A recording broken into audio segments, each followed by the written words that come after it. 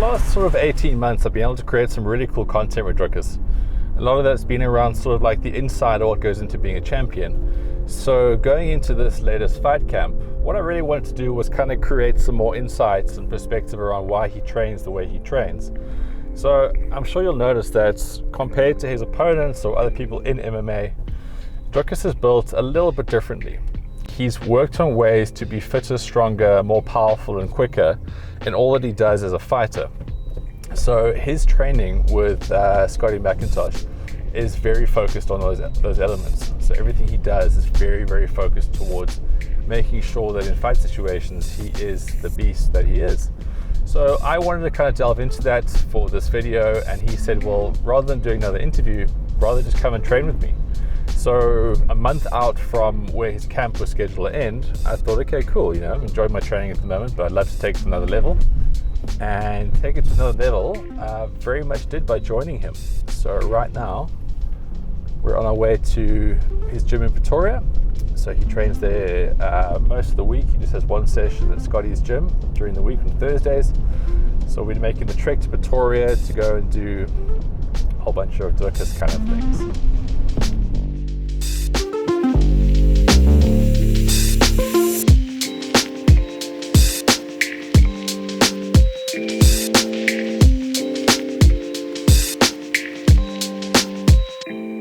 Having not lifted weights in about 7 years or worked with kettlebells before, I got started with Scotty showing me the basics. So deadlifts with a kettlebell, then progressed to deadlifts with a bar, into kettlebell swings. These power hinge moves form the basis of Dricus' training, along with adding weights to conventional movements like the farmer's walk, weighted push-up, weighted pull-ups, and the Turkish get-up, which are slightly more technical. Along with that, we covered bodyweight basics like push-ups and TRX rows at a slow tempo, and some stabilization exercises too. I feel like this is the one thing that I can match Dricus on. It's the one thing.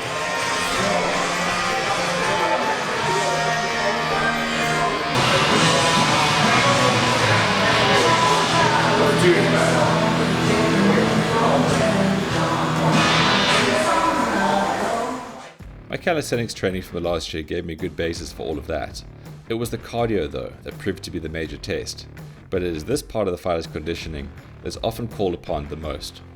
Contact sport cardio is a dark and demanding thing. MMA athletes are incredibly fit from hours and hours of sparring, which Dricus excels at.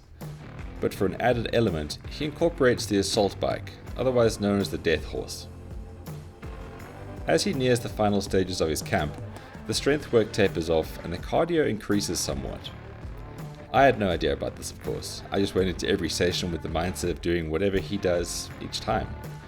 Scotty said we're ending this particular session with 2 5-minute rounds. Sounded simple enough, really.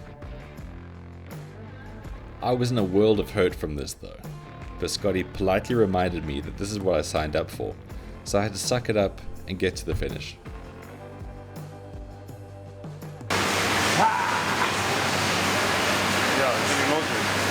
Now it's final round fight time. I feel like I'm going to throw up. And he's shadowboxing. It was here where it really kind of sunk in how difficult this sport is. Not only are you expending all your energy, but while you deal with this, you're also trying to defend and attack.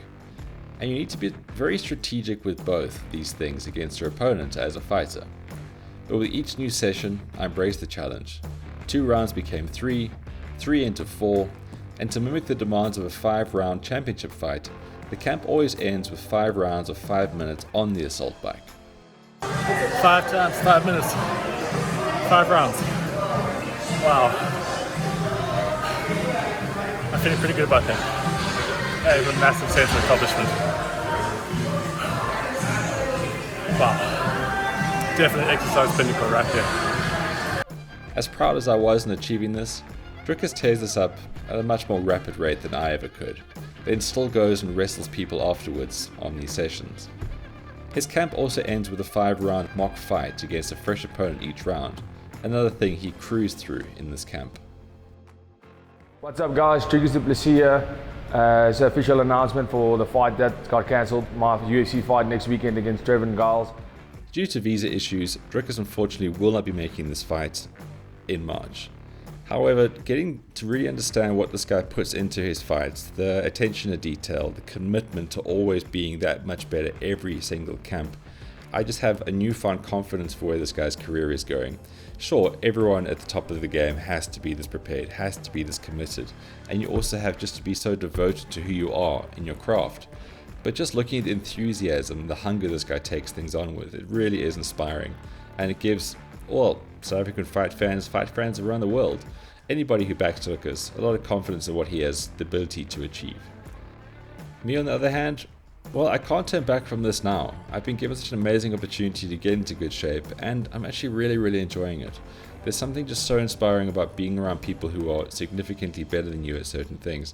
And this is where training applies the same way everything else does, really. You always want to have a higher benchmark to work towards. You always want a higher example to work towards. And training with Dricus recently really has given me that, and that's something I'm really excited about carrying on with.